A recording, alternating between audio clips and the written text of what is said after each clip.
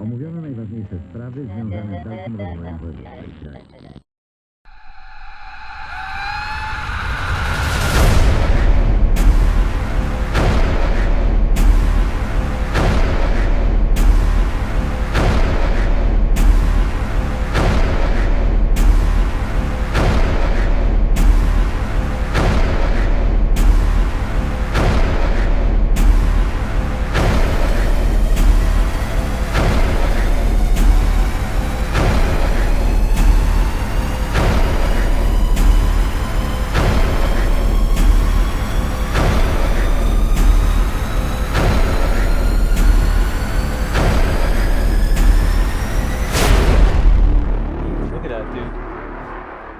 He's smoking. I'm not even doing that.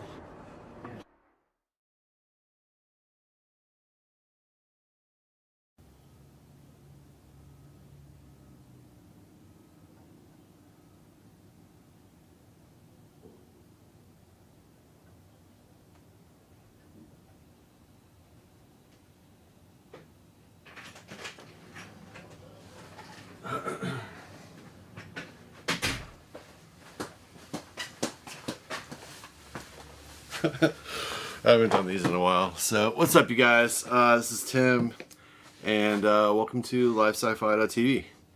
I want to thank everybody for joining us tonight. And tonight, we're going to be doing a live Q&A about all things Ghost Town Terror. So, yeah, I'm excited. It feels really weird to be like live. I haven't been on a live show in a while, but not since the Sally House.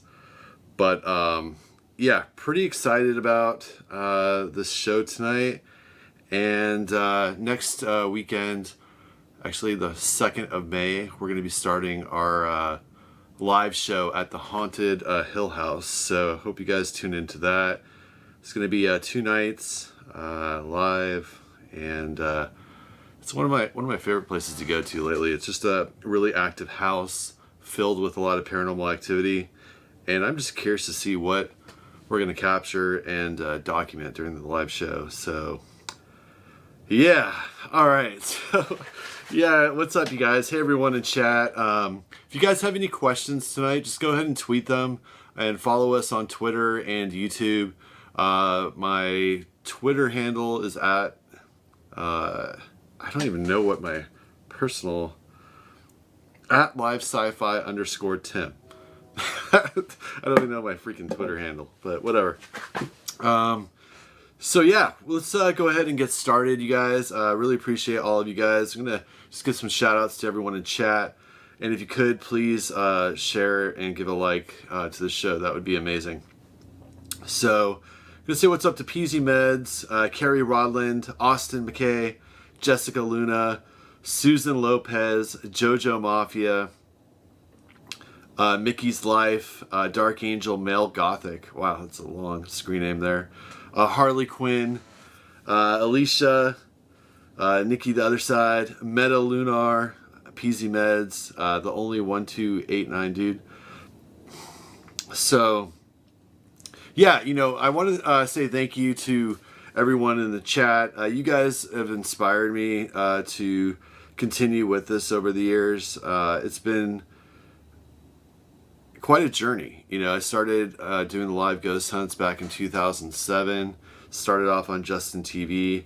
But even before that, I was investigating the paranormal. And, you know, to actually be on a show that, or a series that where we got to investigate one location over 7 weeks was amazing. And anybody that knows me that watches the live shows knows that I love conducting long investigations, because, you know, it's hard to get a feel for a place in just one night or 2 nights.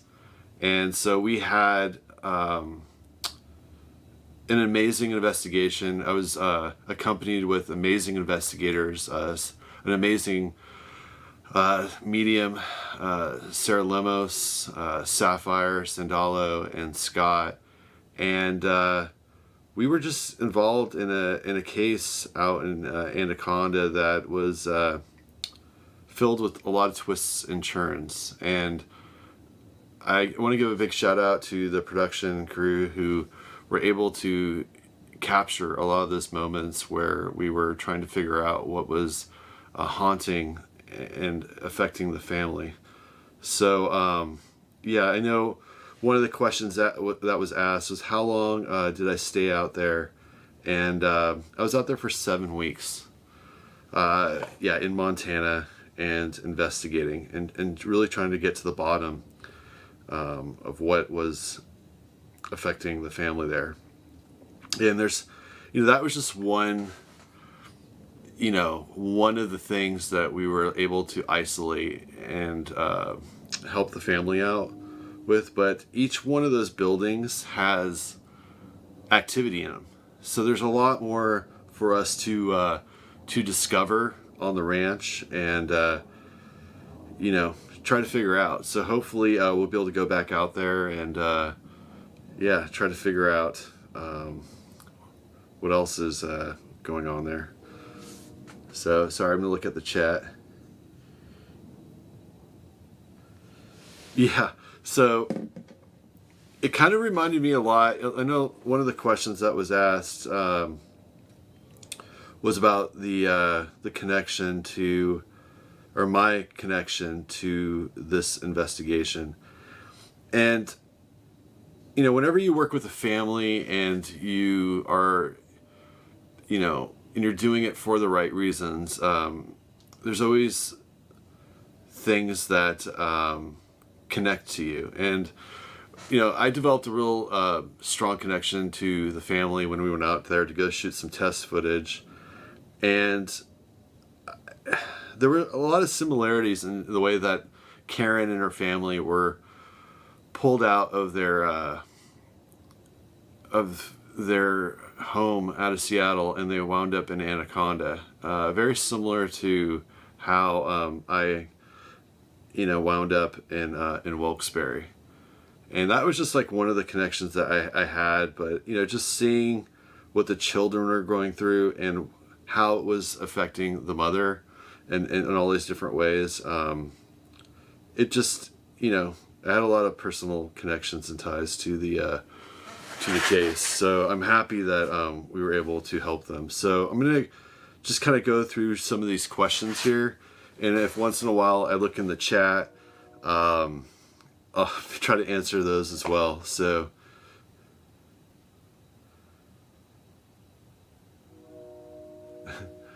yeah, okay, so I'm gonna go ahead and just kind of go through here. I'm going to answer the first one, so we got a lot of questions here to go through. And if we don't get to all of them tonight, we can do another one maybe at the Hill House or sometime next week.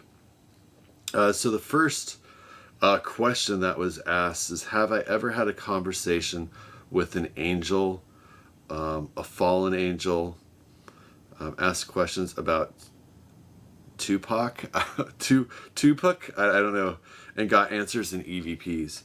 I've had I've had conversations, real-time conversations with entities. I don't know whether it was a fallen angel or an angel. All I know is that I was talking to something on the other side. And I know that from experience that you can never trust the answers that you get from the other side. You should always take them with a grain of salt. So I don't know if I've ever talked to an angel, but I have gotten a lot of EVPs, and there were so many EVPs that we got that didn't air in the show. We collected so much evidence, and we just, there was a lot that was left out, but I mean, you can only show so much in 7 weeks, and get it down to 7 hours or 6 hours. So okay, so I'm gonna keep going here. That was from Knowledge Untamed. And I'm just going through the Twitter here because the chat moves kind of fast and my eyes are kind of slow. But, so the next one is from Mr. Glass _79. He says, I can't recall what episode it was, but I specifically remember the name Legion being said. And I'm sure you know that name. Do you think that what is happening could be biblical in some way? Have you looked into the complete history of the church? I know Sapphire and we looked into all the histories of the buildings on the property, and there's still a lot more research to be done. That's why I'm hoping we can go back out there. I do know the name Legion, and what was really interesting about that EVP was that it sounded as if it came from the Ovilus, and it did. But there was another audio response that was captured at the time that said "kill Karen," which was which I did not hear when I was investigating in the Psychomantium, and I don't know how it somehow whatever was in there with me was trying to mimic the Ovilus, which was a first for me. So,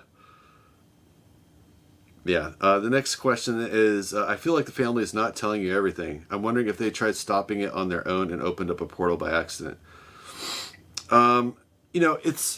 You have to put yourselves in. I know a lot of people, some of the comments on the show were that, hey, Karen's not telling them everything. And honestly, you have to put yourself in their shoes. It's not like there's a certain level of trust that you have to develop with your clients. And, it's not like, I think it's pretty unrealistic for anyone just to tell you about some really personal things, that could be attributed to what's haunting them. And, it's as we got closer and closer to the family, of course, they're going to be more open with us. And the other thing is you have to remember, too, we're shooting a TV show. And I know if I was in their position, yeah, I would be somewhat secretive, too, like, especially in the beginning. You don't want to just air out all your dirty laundry on national TV. So I hope you guys, understand that. And that's, honestly the way it happened. It wasn't like she was holding anything back purposely. She was just doing it with good intentions and looking out for her family. So, what's up, Jesse Parker? Mouse X. So, Ann Pasquarelli says, how does the drawing represent Karen's dead boyfriend? Was he into Satanism? It seems a stretch to look at it and say, oh, that's my ex. Now, you have to remember at that time when Karen and the rest of the family saw the sketch, I believe that, and I still believe this, that they were under the influence of something demonic. And being under that type of influence, it can manipulate you into thinking, associating things with certain things. I know from experience. And so at that time, I thought that the entity wanted to present itself as Karen's ex. And the reason why I was so against that is, anytime you're dealing with a demonic entity, the last thing you want to do is stir up any more negative emotions. And, not every night did we sleep on the property. And I didn't want something to happen when I'm not there. I can't be on the property 24/7. I had to take breaks, because the activity there was affecting all of us. And, to be quite honest, it took a while to get over this investigation. So, yeah. And it was really strange because the night that she drew that sketch, I remember going back to my room, and I was thinking right before I was about to fall asleep that I thought it would be, I don't know, I felt that it was playing us to play the family at that point. And that was another reason why I was so against it. Susan G from Twitter asks, you seem to get so frustrated with Karen a few times. Is it because she wasn't completely forthright with her experiences in Washington? I wasn't frustrated with Karen. I was just frustrated with the situation, you know, and trying to figure out a way to be able to get closer to Karen without the attachment manipulating her. There were a bunch of times where, you know, even off camera, where, I mean, you could just see the toll that this attachment was having on her. And there were times where even us, the investigators, were having troubles communicating amongst each other. And that's why we started going, talking and trying to game plan about what to do in terms of the investigation off-site. So I'm getting to the pit, you guys. I know you guys have a lot of questions. So we'll just get right into the pit, because you guys are asking me. I've seen so many questions about the hole. So God's honest truth, I've never rappelled before. And that pit, you know, was extremely dangerous. It wasn't like I was rappelling down rock. It was just all loose dirt and like little, like, I don't know, for like this big of boulders. And as I started going down, the boulders started falling on me. And I was trying to get down into it, and each time I took a step, the rope would knock over boulders on me. So I was just like, yeah, screw this. Like, like I don't know if I can go down any further, because honestly, it was probably going to cave in if I went down any further. So I tried. I went down probably about like 16 feet. And that was my first time rappelling. And honestly, like, I'm terrified of heights. Like, I don't know what the fuck I was thinking, but I wanted to get evidence, and I wanted to see if there was a connection to that pit that was behind Karen's property and what the family was experiencing. So I did. It took me about, like, I don't know, I was like fighting going down, and then I was like, well, you know what, I'm going to try getting some EVPs as I was like just kind of hovering above the hole. And that's when I caught that EVP. And what I heard before that was like really creepy. I think I said something about it on the show, but it sounded like there was a woman that was wailing down at the bottom of the pit. And we weren't able to pick it up on audio, but yeah. We did capture the EVP though, and that was pretty creepy. It was kind of horrific. So I think if we go back, yeah, I'll take some rappelling classes and try to go down. But yeah, I've never rappelled down before, and it was quite an experience, I have to say. Cameron and I left, I believe, around noon, and it pretty much took us all day. It took us like 6 or 7 hours to hike up to that hole. And it was somebody or something dug it up there. And you know, I just remember getting up there and thinking like, dude, there's like no ropes. We found it kind of by mere luck. We just kept hiking in the direction that Sarah had pointed us to. And yeah, we found this hole, and it's kind of creepy. You know, you're just walking along and there's no ropes around it, nothing. It's just a freaking hole, you know? And I remember as I was looking down with Cameron, we saw a big bone about halfway down the hole, and which I think is halfway. There's a little ledge, but there was a bone just chilling there. And yeah, it was probably from an animal. But the one reoccurring theme that kept popping up throughout the investigation were pits and bones. And I actually have a whole bag of some of the bones that we found. They're right here. And yeah, we did get them analyzed. They're not human, but there are like weird markings on them that the guy said could be from humans. So I do have a bag of bones here with me. Yeah, but that didn't air. We met with a bone expert from the University of Montana and had him look at the bones.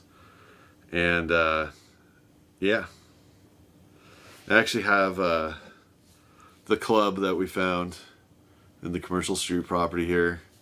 I don't know what I'm gonna do with this, but it's a pretty like solid club. And yeah, I still have the ring. You know, Karen's ring here, and just to show you guys, it's like wrapped up in rosary beads. I'm not sure if you can see it, but yeah, there's like rosary beads in here and Saint Benedict's medal, and yeah, it's right here.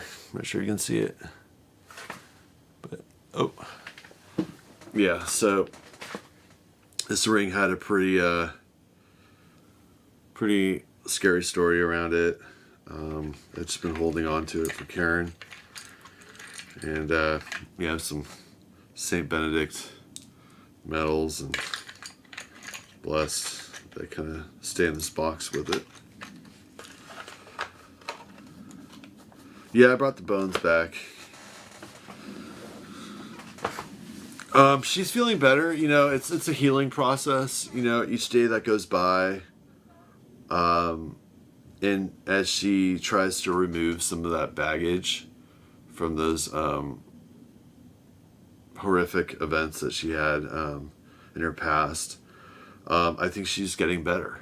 You know, but there's still a lot more that I think needs to be taken care of on the property so she can fully heal.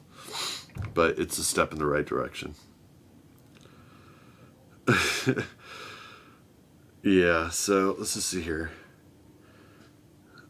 So someone asked, where can I watch the show? Well, it's on Discovery Plus right now. It was on Travel. All 6 episodes are up on Travel Channel. Someone asked, did the name Abercam have any significance or meaning behind it?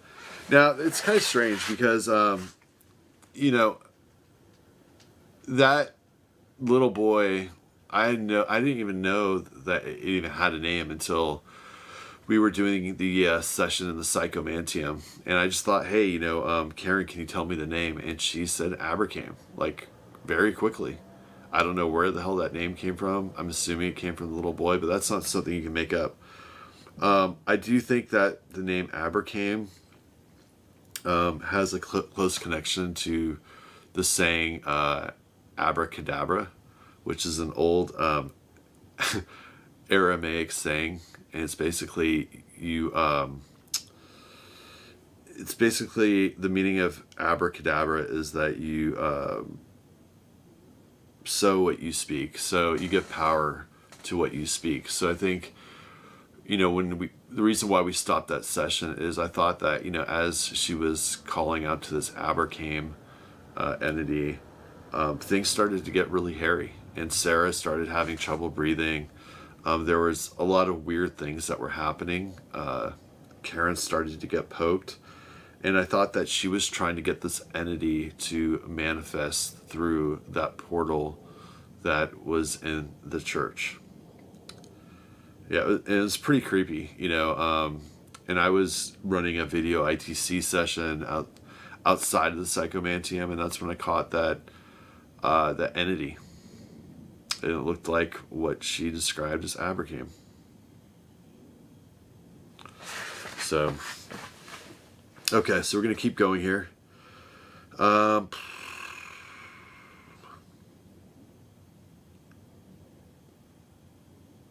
trying to get through. How did you get... Okay, so this is from Colleen S. She says, how did you get out of your situation / attachment? Okay, so, you know, a lot of it is like you have to trust in the people around you, what they're telling you, and you have to want it gone. Sounds silly. You say, well, why would a person with an attachment not want something gone? It's because you start to get used to having it around. And the lines of who you were or who you were before the attachment start to get blurred of who you are with the attachment. So the biggest thing is like how you get rid of an attachment is you have to want it gone. And you have to have the willpower to know that once it's gone, that, you know, everything will be okay. And Karen, you know, even on camera, you can see she struggled with that. You could tell that line was blurred. You know, she almost to a point didn't know who she was anymore. And yeah, and you know, honestly, you have to work. It's not like you just have an exorcism and everything is done. No, you have to constantly work every day to make sure that you continue to push yourself further and further away from that attachment. Does that make sense? Yeah, hopefully I'm answering these questions for you guys. And exactly, Jessica. The Velma from Scooby-Doo. All right. Hey, Kai Lulani. I've been a subscriber for many years. The first time leaving a comment. Oh, thank you. Yeah, and I just want to say thanks again to everyone that watched the show. Hopefully there'll be many more. But you never know. So just fingers crossed, and whatever happens, happens. But yeah, I want to thank everyone in the chat who watched the show. And once again, like everyone, you know, the production team, the producers, the camera people did an amazing job. Everyone put their heart and soul into this project. So yeah, I want to thank everyone for letting me be a part of it. All right, so let's see here. So Carrie Flanagan asks, was this town meant to be a paranormal experiment or just a tourist draw? So I think in episode 2, we interviewed Sherry, who was the lady who brought all the buildings onto the property. And that interview, honestly, like I had no idea what she was going to say. We had a hard time getting her on Skype. But once we did that, what you guys saw is what she said. And to me, that interview was horrifying. You know, to hear her say that every day when she lived on that property, she wished herself dead. I mean, those words were just extremely dark and powerful, like in that moment. And honestly, they just still haunt me. So she, you know, she had a vision of having a dude ranch, but she needed buildings. So what she did is she went around the property to the neighboring cities, Butte and Anaconda, which are historic mining cities, and she started collecting these buildings to put on the property. And you know, as she got them up there, she noticed that the energy on the property changed to be, you know, extremely dark. And she eventually, you know, had to sell the property. And she said, I think it was on the episode that you know, the property still haunts her to this day. So, you know, I think it's a culmination of things. I think, you know, Karen having an attachment and having these energies attached to these buildings created almost like the perfect storm when we were up there. So I'm just really happy that we were able to help the family and document some cool evidence.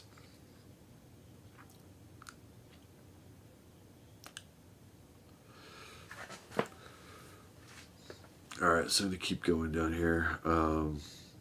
But yeah, this was never meant to be a tourist draw. You know, it was intended to be a business, like a dude ranch.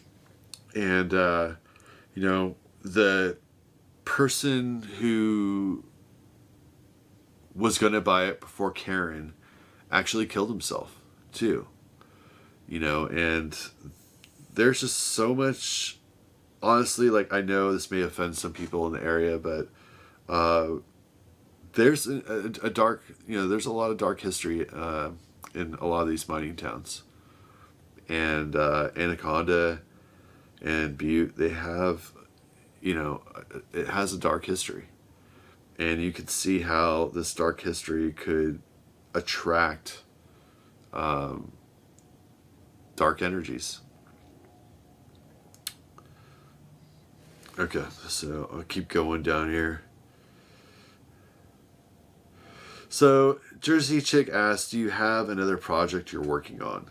Well, I'm always working on LiveSciFi, and next week, well, actually next weekend, I'll be traveling out to Mineral Wells, Texas, and we'll be doing a kind of like a, I don't know what you call it, a viewer ghost hunt, where we sold tickets. People are going to be able to investigate with us side by side, and they're going to go on a ghost hunt with us for the first night, and the second and third night, Patrick and Scott will be with me, and we'll be investigating the Hill House, and we'll be showing that live. So hopefully you guys tune into that.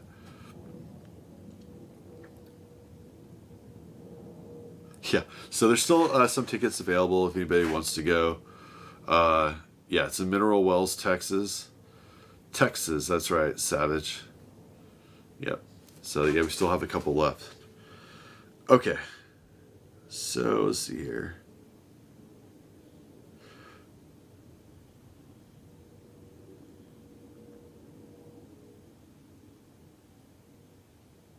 I'm trying to scroll through these here. Whole questions. There's so many whole questions.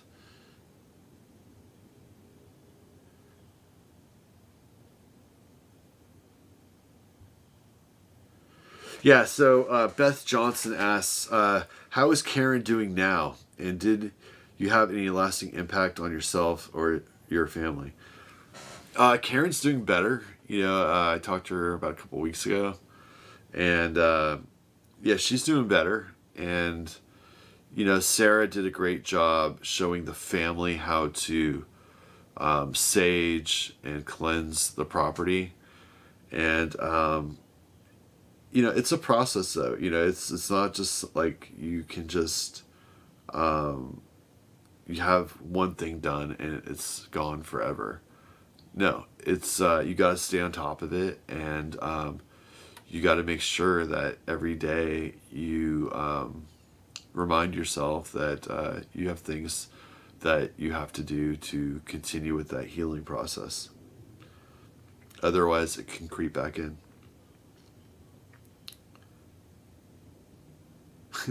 Yeah, so I'm just kind of going down this thing here. Yeah, there's a lot of questions.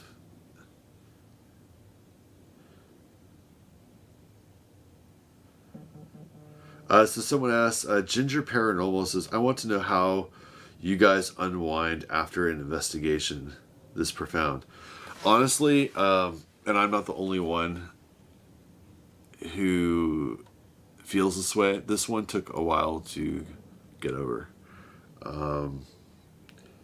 I know, yeah, when you work on an investigation like this, there's certain things that can stick with you. I felt that, you know, there's a lot of dark stuff that we all experienced. And one of the things that, you know, I couldn't even really watch episode 6. And I know, like, there were a couple other episodes when I watched them, it brought back some of the things that I had experienced, and I started having stuff happen in my house.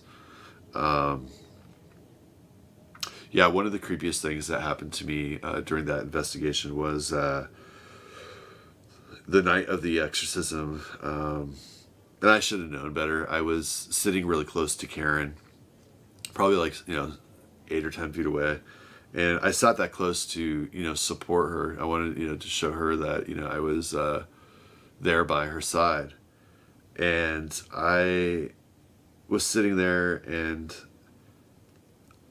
at one point I felt like, I should look at her, like, I don't know why, but her head was turned the other way. And when I looked up, her head turned right towards me, and she looked right into my eyes. And, she said something horrible to me. And it wasn't what she said to me that terrified me.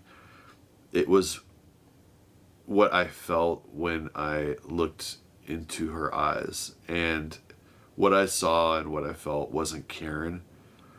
It was just probably the most negative thing that I've ever felt in my life.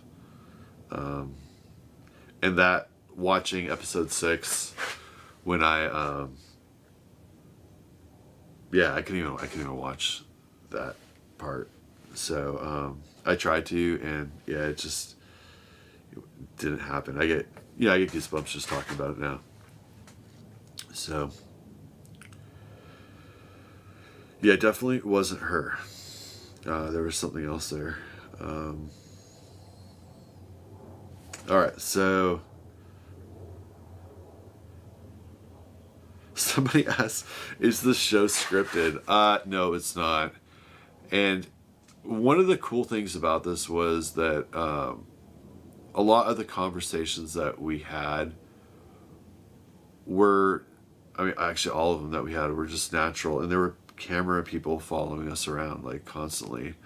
And I was actually absolutely amazed that they were able to condense 7 weeks of us being out there investigating down to 6 episodes. Can you imagine all the video and stuff? So they did an amazing job, and none of this was scripted. And some people think that Karen was holding on to things because for story or anything like that. No. I was shocked. I didn't know anything about Little Boy or any of that stuff. And it's just weird. I wish that people wouldn't give Karen such a hard time, because you have to put yourselves in her shoes. She's I know if I were having people come and investigate my property or my house, it's not like you just air out all of your dirty laundry. You want to develop a certain relationship with them, with the investigators, and that just takes time. So, I'm sure you guys understand that, right? Oh, thanks, Winkin' Weeds 420. Yeah, 420 was yesterday. Hopefully you guys celebrated that. Oh, thanks, Kaylin. I'm just gonna, I know a lot of you guys had questions and stuff like that, so I'm just kind of going through these questions and just trying to answer them.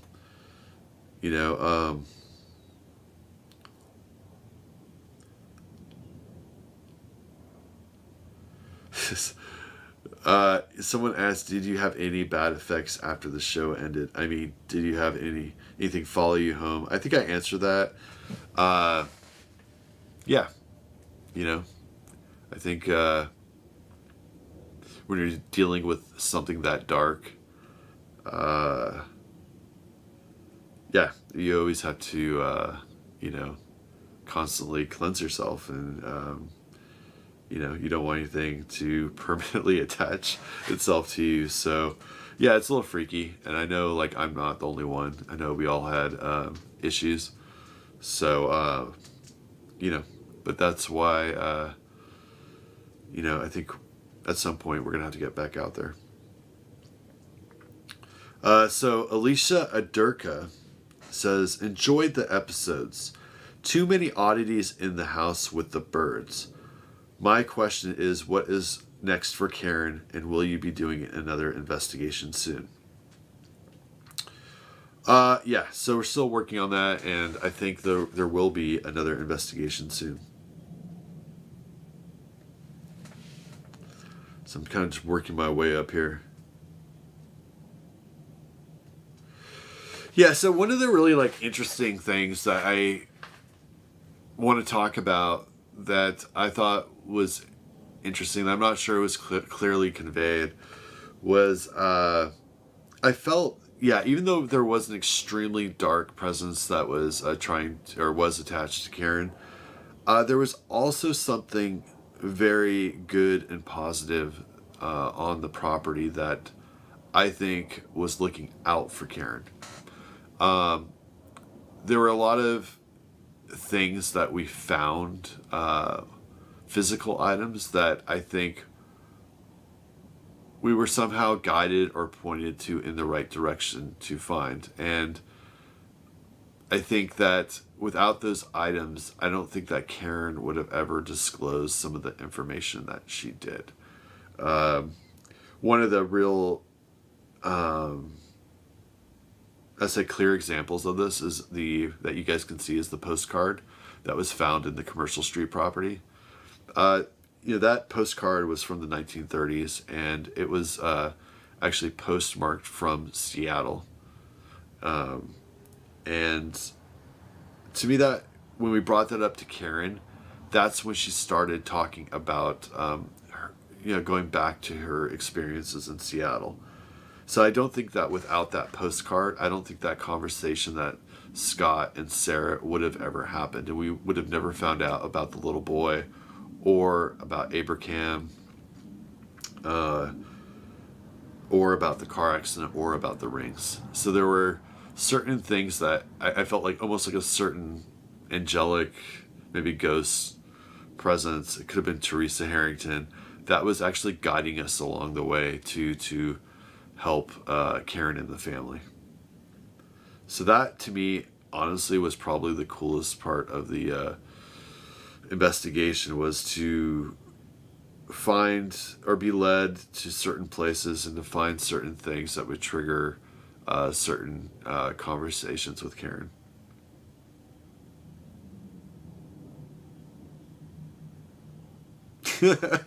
Sorry, I got a bunch of weird shit in this. I got a bunch of just creepy shit in this space here. But yeah. Yep.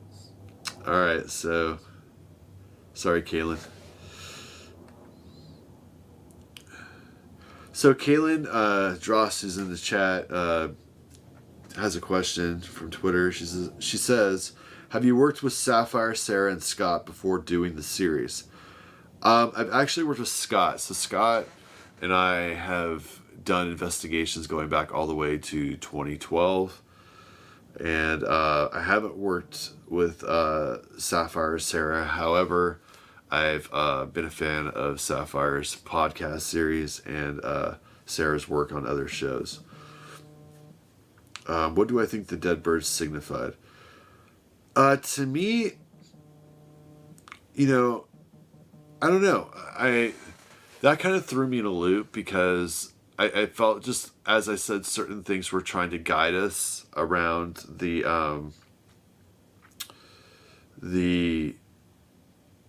to help us with Karen, or to get better answers from Karen. I also felt there were things that were trying to distract us along the way, to lead us down different things that meant nothing.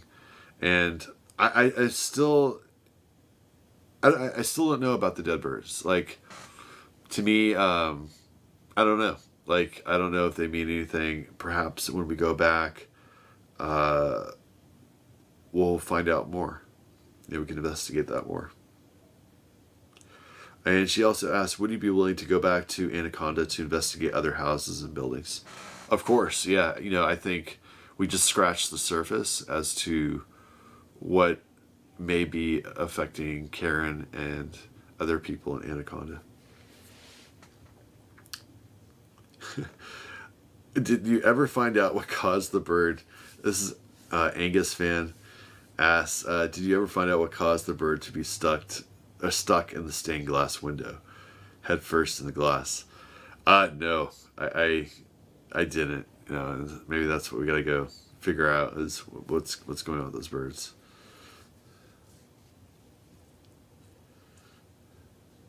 So Clara Woodrow, she asked 3 questions, so I'm just going to pick one of them. She asked, did you ever feel that you were in physical danger? Yeah.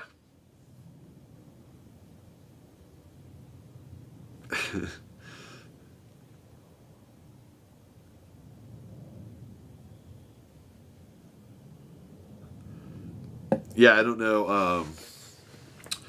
Yeah, I felt, you know, I worried about not only myself, but, you know, my other investigators. You know, there were times where Sarah was having issues breathing, Scott was coughing, I was scratched, Sapphire would just break down, and that was like the first night that we started investigating, which was really freaky. She just broke down in the log cabin, you know, and that was real. She just something affected her really deeply there, and yeah, it was quite an interesting night, and that was the night that we got the demonic EVP. Okay, my throat is getting a little dry here, so I'm gonna do a couple more, and then we'll come back to these.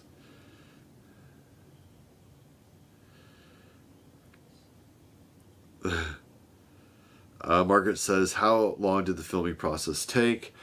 It took about 7 weeks. Yep.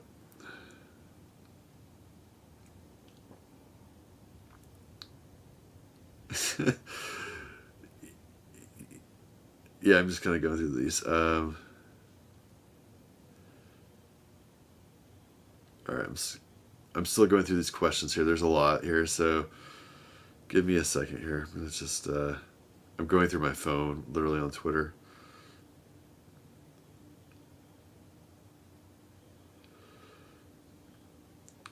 So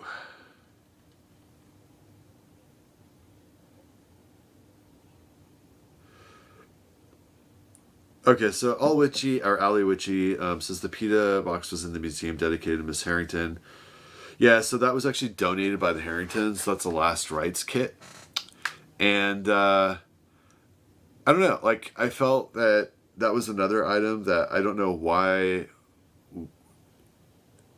what, you know, it's just kind of a weird item that we found. I actually placed it under the TV when we're doing the video ITC session, and I think that might have helped with us getting the image of the boy. And that's why I do think that the Harringtons were actually trying to help the Broussards. Yeah, that was the last rites kit, and the way those work is they're usually placed in people's bedrooms, and when they're sick, and right before the person passes away, the priest will come in. He'll take out the items, the candles, the holy water, and there's usually like a little I don't know the names of all the materials, but there's like a little plate that they put everything on, and he'll give the last rites to the departing. So yeah, those were real popular in the early 1900s for Catholic families.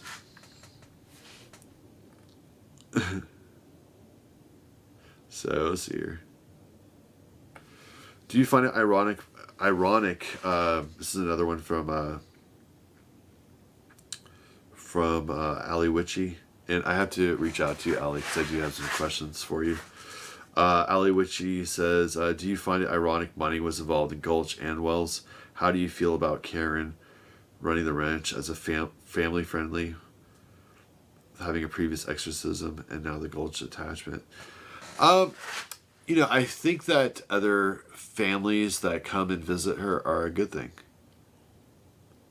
You know, I think that when people come there and visit there and have good memories and create positive energies on that ranch, I think it's going to counter whatever negativity is there.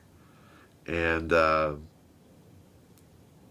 you know, I think that, however, if you bring in negative energies onto that ranch, it's also going to increase the activity. But I do think, you know, people that go there with the right intentions and are spending time with their families is going to be a good thing for the ranch and for the Broussards.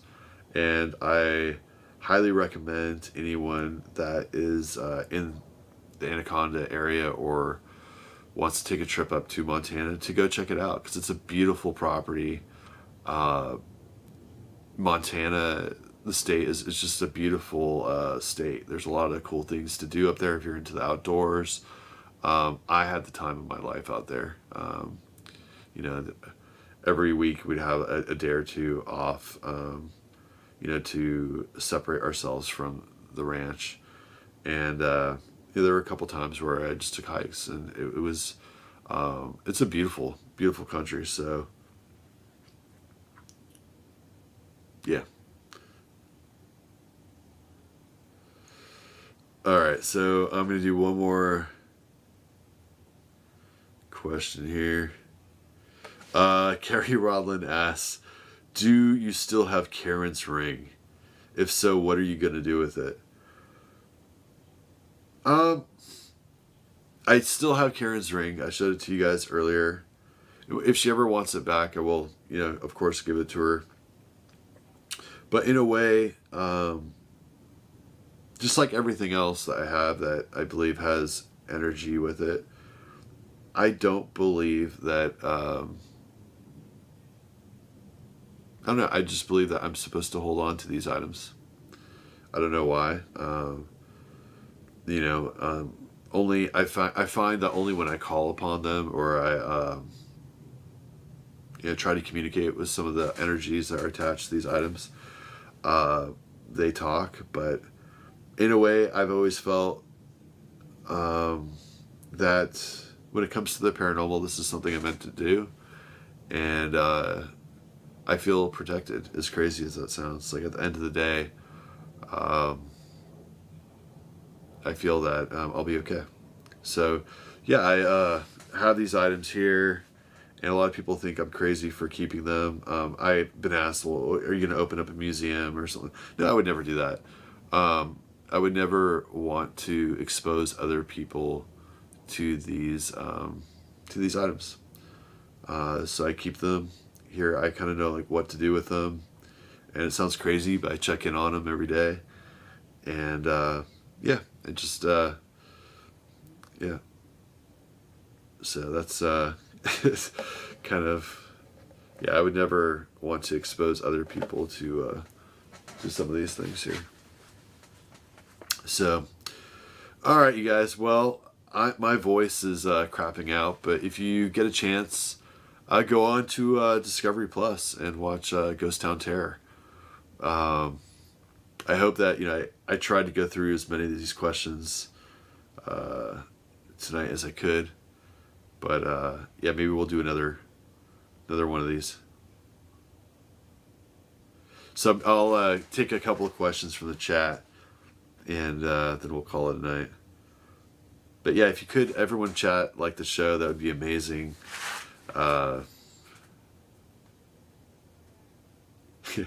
So Nikki asks, does anyone want to go on a ghost hunt? Yeah, if anyone wants to go on a ghost hunt, May 1st, Haunted Hill House in Texas, that would be amazing. Thanks, Deanna. Yeah, Deanna, I think I saw that, I think on my Instagram timeline that you posted a picture of Davenport. Davenport is a really cool city. I grew up pretty close to there. So, yeah. I think it was you, Deanna. I don't know. But, yeah. Well, I love you guys too. And, yeah, get some rest. Next week we'll be going to, actually, the 1st of May we'll be at the Hill House. So, yeah. Thanks again for all your guys' support, and really appreciate it. And yeah, I don't see any other questions, so I think I'm off the hook. Oh, thanks, Taz.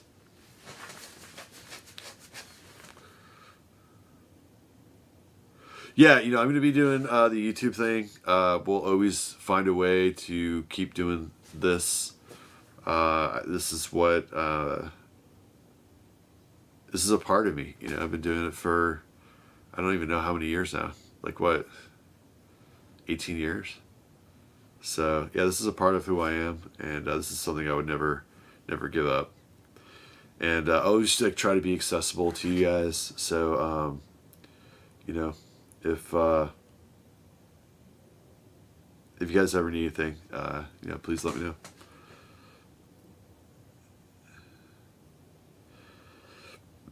So Mouse X asks, this is the last question for the night. He says, "What do you consider an intelligent response from a ghost box?"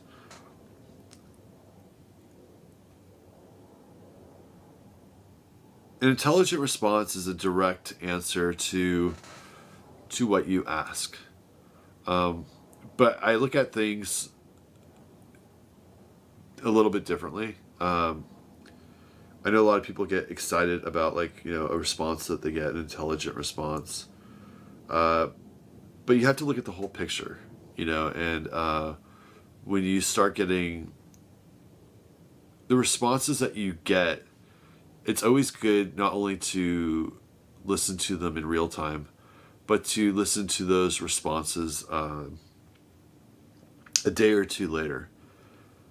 Because depending on how intelligent the entity or the energy that you're talking to, sometimes if you're talking to a highly intelligent entity, sometimes those responses that you get actually mean something a day or 2 days later. So what I always do is, I listen to the responses in real time, but I'll go back to them and listen to them with a fresh set of ears a day or two later. And I think that, when you're investigating the paranormal, or, you're trying to figure out what's going on, that will tell you a lot as to what type of entity you're really dealing with. So hopefully that made sense, but yeah.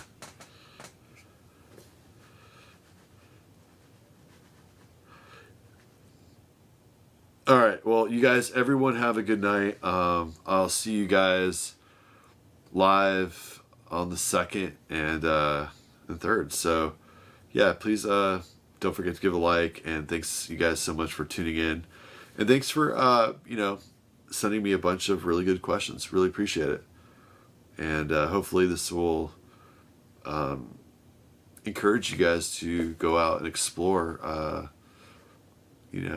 other haunted locations by you. So yeah, anyways, so good seeing you guys, and everyone have a good night and enjoy your Friday.